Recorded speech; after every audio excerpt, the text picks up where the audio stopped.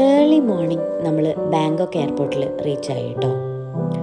നമ്മളെ പിക്ക് ചെയ്യാൻ വേണ്ടിയിട്ട് ബഡ്ജറ്റ് ഹോളിഡേയ്സിൻ്റെ ബസ് ഓൾറെഡി അവിടെ ഉണ്ടായിരുന്നു. നമ്മൾ ആദ്യം പോണത് പട്ടായയിലേക്കാണ്. പട്ടായയിലാണ് ഇനിയുള്ള 3 days. അങ്ങനെ അവിടെ എത്തി റൂമിൽ ചെക്കിനൊക്കെ ചെയ്ത് നമ്മൾ കയറാണ്. ഇതാണ് എനിക്കും അമ്മയ്ക്കും വേണ്ടിയിട്ട് അവർ അലോട്ട് ചെയ്ത് തന്ന റൂം. 2 കോട്ടൊക്കെ വരുന്ന ഒരു നല്ലൊരു റൂമായിരുന്നു. അങ്ങനെ രാവിലെ തന്നെ ഫ്രഷായി നമുക്ക് ഫസ്റ്റ് സ്പോട്ടിലേക്ക് പോകണമായിരുന്നു. അപ്പോൾ പെട്ടെന്ന് കുളിച്ച് മാറ്റി റെഡിയായി നമ്മൾ പോവാണ്.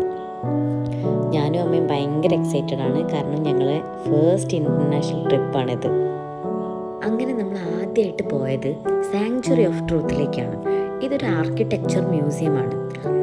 1981 പണി ആരംഭിച്ച ഈ മ്യൂസിയം ഇപ്പോഴും പൂർത്തീകരിച്ചിട്ടില്ല. ഈ മ്യൂസിയത്തിൻ്റെ ഏറ്റവും വലിയ പ്രത്യേകത എന്താണെന്ന് വെച്ചാൽ ഇത് മൊത്തം വുഡ് കൊണ്ട് നിർമ്മിച്ചതാണ്. ഈ കാണുന്ന എല്ലാ രൂപങ്ങളും ചിത്രങ്ങളും എല്ലാം ഇവർ വുഡിൽ കാർവ് ചെയ്തെടുത്തതാണ് കേട്ടോ. ഇതിൻ്റെ റൂഫ് ടോപ്പിൽ ഒരു 4 faced ആയിട്ടുള്ള ബ്രഹ്മ സ്റ്റാച്യു ഉണ്ട്.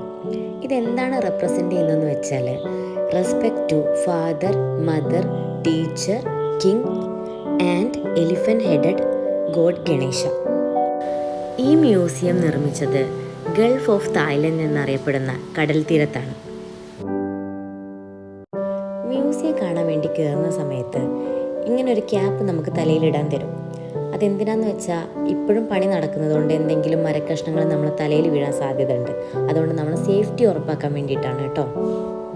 മ്യൂസിയത്തിനോട് തൊട്ടടുത്ത് ചേർന്ന് തന്നെ ഒരു കഫേയും കൂടെ ഇതിൻ്റെ ഉള്ളിലുണ്ട്. അവിടെയും കൂടെ ഒന്ന് പോയി നോക്കാം.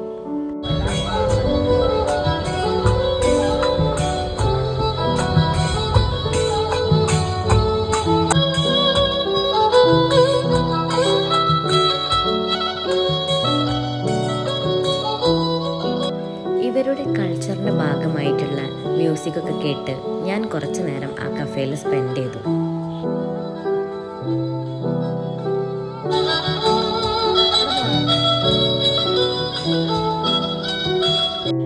സാങ്ച്വറി ഓഫ് ട്രൂത്ത് കണ്ടതിന് ശേഷം നമ്മൾ അടുത്ത ഡെസ്റ്റിനേഷനിലേക്ക് പോവുകയാണ് കേട്ടോ. നമ്മൾ പോണത് അൽകാസർ ഷോ കാണാൻ വേണ്ടിയിട്ടാണ്.